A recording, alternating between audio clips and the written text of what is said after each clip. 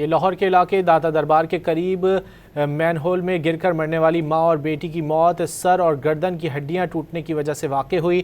دونوں کی post mortem report سامنے آ گئی ہے۔ مزید جانیں گے ڈان نیوز کے نمائندے وسیم ریاض سے۔ وسیم بتائیے۔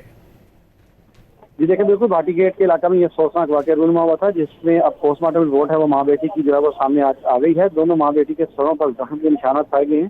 رپورٹ میں بتایا گیا ہے کہ خاتون سعدیہ کے دائیں کندھے کی ہڈی بھی ٹوٹ چکی تھی، جبکہ 9 ماہ کی بچی ردا فاطمہ کی گردن کی ہڈی بھی ٹوٹی ہوئی تھی۔ اس طرح مزید بتایا گیا ہے کہ سعدیہ کے کمر پر متعدد زخموں کے نشانات جو ہیں وہ موجود تھے۔ دونوں کی موت سر اور گردن کی ہڈیاں ٹوٹنے کی وجہ سے ہوئی۔ پوسٹ مارٹم خاتون ڈاکٹر نے کیا اور پھر رپورٹ کو جو ہے وہ سیل کر دیا گیا ہے۔ یہ واقعہ بدھ کے روز جو ہے وہ لاہور کے علاقہ بھاٹی گیٹ داتا دربار کے سامنے جو ہے وہ پیش آیا تھا۔